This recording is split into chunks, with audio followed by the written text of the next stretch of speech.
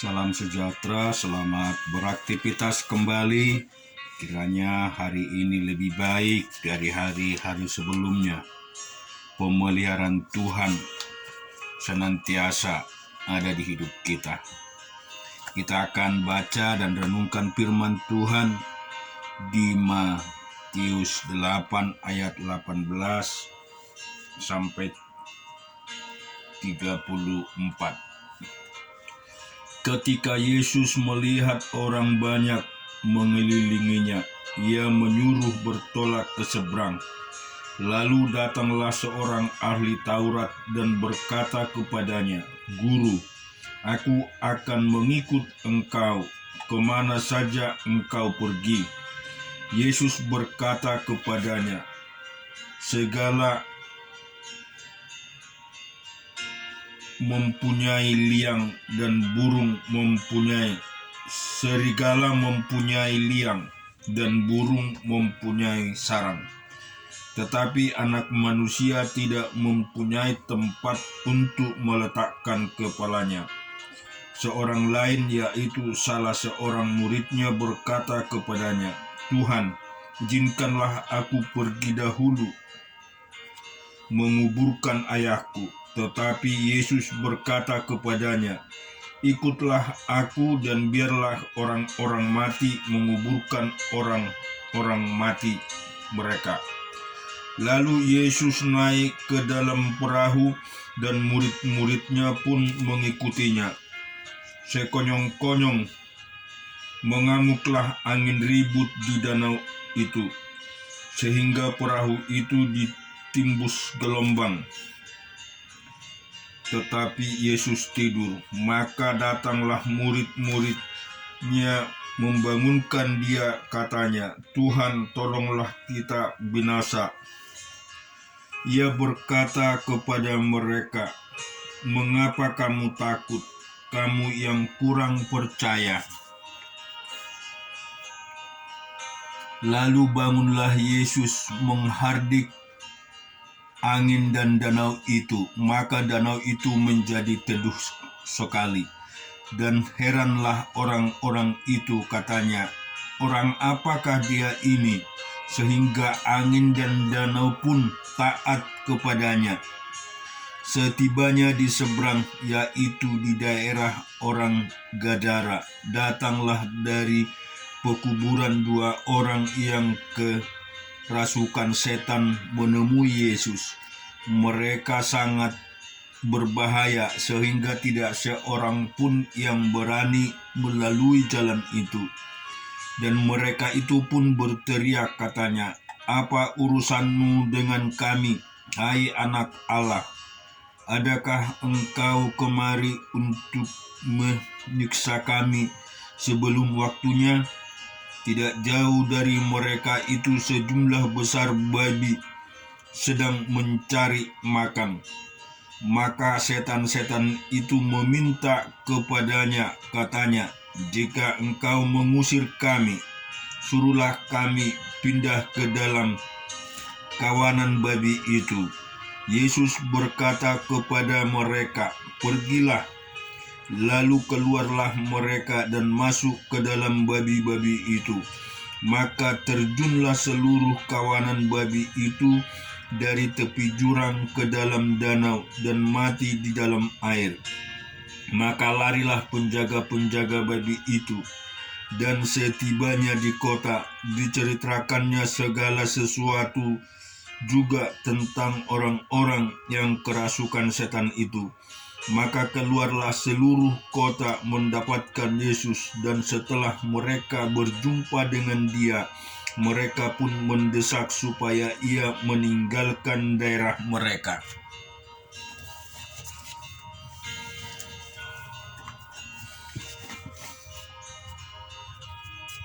Ayub 14 ayat 1 sampai dengan 22. Manusia yang lahir dari perempuan,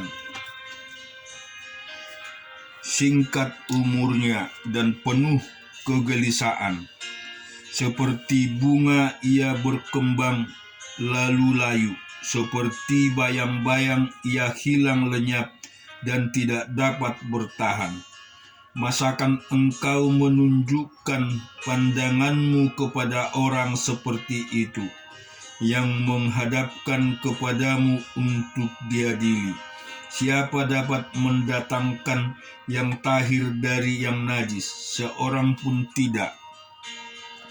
Jikalau hari-harinya sudah pasti dan jumlah bulannya sudah tentu padamu, dan batas-batas sudah kau tetapkan sehingga tidak dapat dilangkahinya, hendaklah kau alihkan pandanganmu daripadanya agar ia beristirahat, sehingga ia seperti orang upahan dapat menikmati harinya. Karena bagi pohon masih ada harapan. Apabila ditebang, ia bertunas kembali, dan tunas tidak berhenti tumbuh. Apabila sekarang menjadi tua di dalam tanah, dan tunggulnya mati di dalam debu, maka bersemilah ia setelah ia diciumnya air, dan dikeluarkannya lah ranting seperti semai. Tetapi bila manusia mati, maka tidak berdayalah ia. Bila orang binasa, di manakah ia? Seperti air menguap dari dalam tasik, dan sungai surut dan menjadi kering. Demikianlah juga manusia berbaring dan tidak bangkit lagi, sampai langit hilang lenyap. Mereka tidak terjaga dan tidak bangun dari tidurnya. Kiranya engkau menyembunyikan aku di dalam dunia orang mati, melindungi aku sampai murkamu surut, dan menetapkan waktu bagiku, kemudian mengikat aku pula. Kalau manusia mati, dapatkah ia hidup lagi? Maka aku akan menaruh harapan selama hari-hari pergumulanku, sampai tiba giliranku. Maka engkau akan memanggil, dan aku pun akan menyahut. Engkau akan rindu pada buatan tanganmu. Sungguh pun engkau menghitung langkahku. Engkau tidak akan memperhatikan dosaku. Pelanggaranku akan dimasukkan di dalam pundi-pundi yang dimeteraikan, dan kesalahanku akan kau tutup dengan lepak. Tetapi seperti gunung runtuh berantakan, dan gunung batu bergeser dari tempatnya, seperti batu-batu dikikis air, dan bumi dihanyutkan tanahnya oleh hujan lebat. Demikianlah kau hancurkan harapan manusia. Engkau menggagahi dia untuk selama-lamanya, maka pergilah ia. Engkau mengubah wajahnya dan menyuruh dia pergi. Anak-anaknya menjadi mulia, tetapi ia tidak tahu, atau mereka menjadi hina, tetapi ia tidak menyadarinya. Hanya tubuhnya membuat dirinya menderita, dan karena dirinya sendiri jiwanya berduka cita. Kita juga akan baca di Hakim-Hakim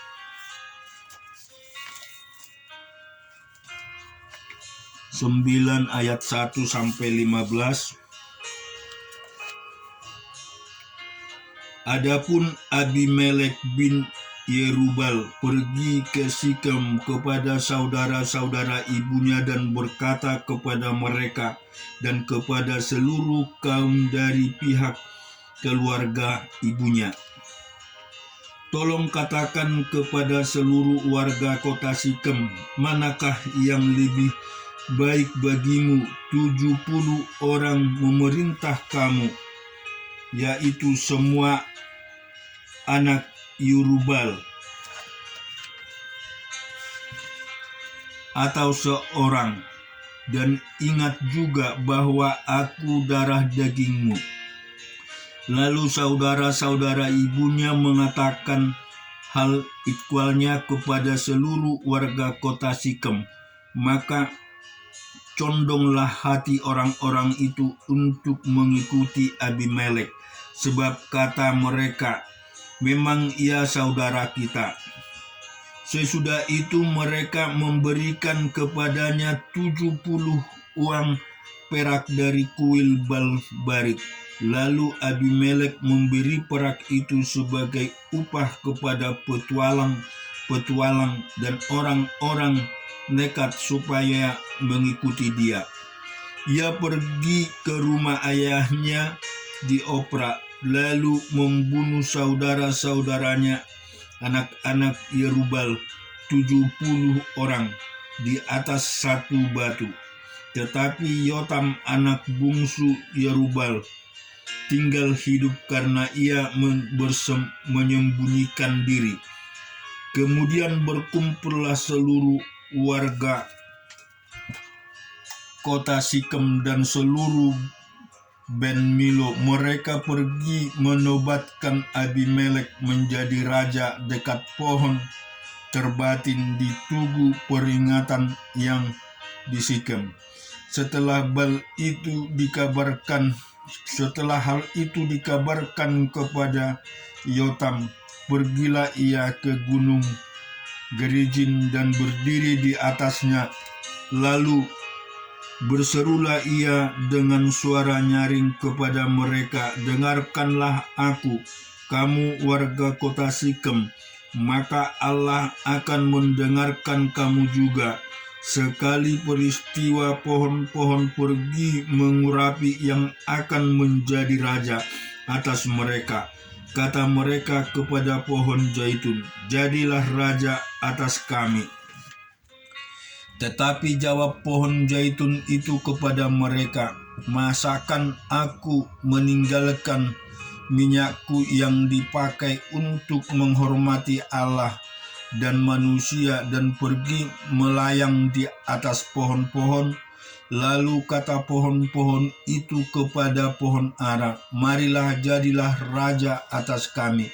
Tetapi jawab pohon ara itu kepada mereka, 'Masakan aku meninggalkan manisku dan buah-buahku yang baik dan pergi melayang di atas pohon-pohon?'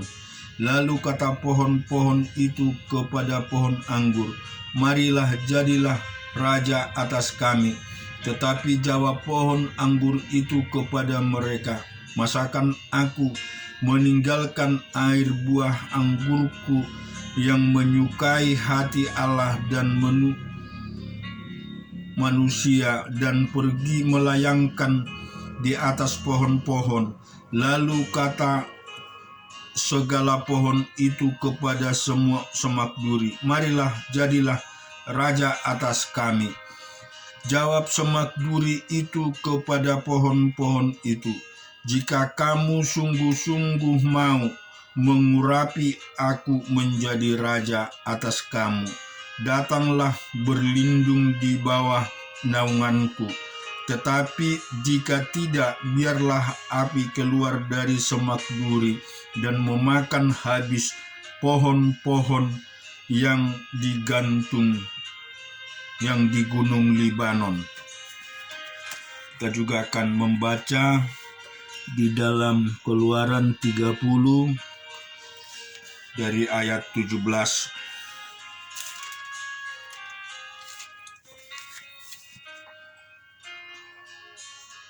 "Berfirmanlah Tuhan kepada Musa, haruslah engkau membuat bejana dan juga alas dari tembaga untuk pembasuhan, dan kau tempatkanlah itu antara kemah pertemuan dan mezbah, dan kau taruhlah air ke dalamnya. Maka Harun dan anak-anaknya haruslah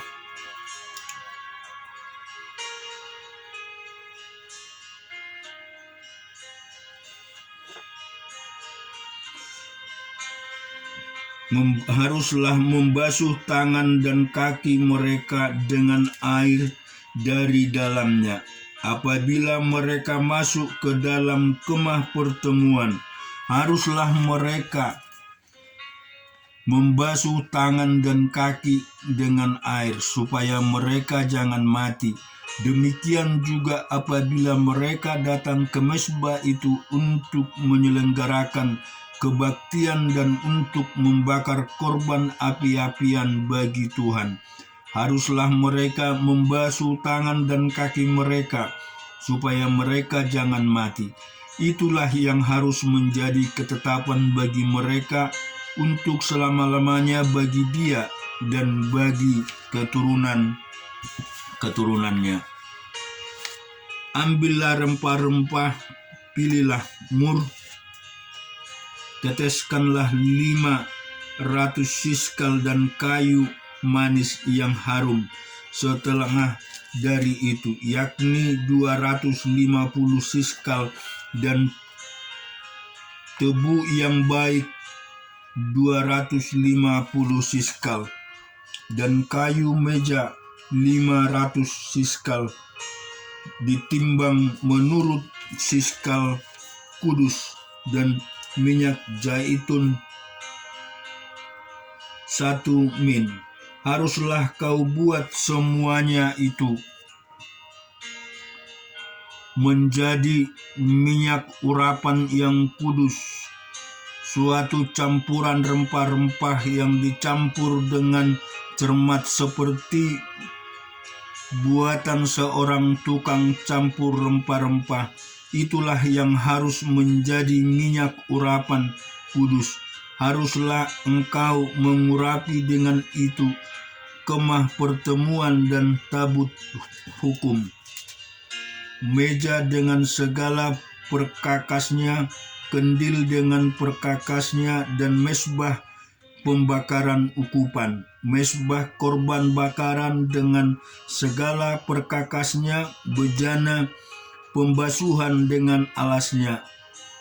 Haruslah kau kuduskan semuanya sehingga menjadi maha kudus. Setiap orang yang kena kepadanya akan menjadi kudus.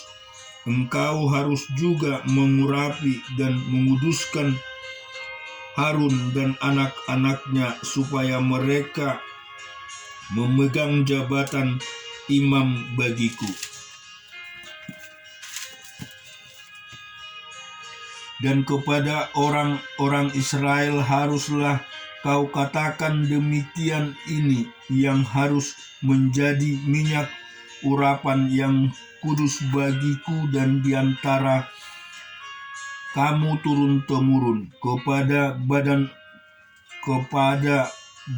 orang biasa janganlah minyak itu dicurahkan, dan janganlah kau buat minyak yang semacam itu dengan memakan campuran itu juga. Itulah minyak yang kudus, dan haruslah itu kudus bagimu. Orang yang mencampur rempah-rempah menjadi minyak yang semacam itu harus, atau yang membubuhkan pada badan orang awam, haruslah dikenyangkan dari antara bangsa. Berfirmanlah Tuhan kepada Musa, ambillah wangi-wangian, yakni getah, damar kulit lokan yang getah rasa mala, wangi-wangian itu serta kemenyan yang tulen, masing-masing sama banyaknya. Semuanya itu haruslah kau buat menjadi ukupan suatu campuran rempah-rempah, seperti buatan seorang tukang campur rempah-rempah, digarami,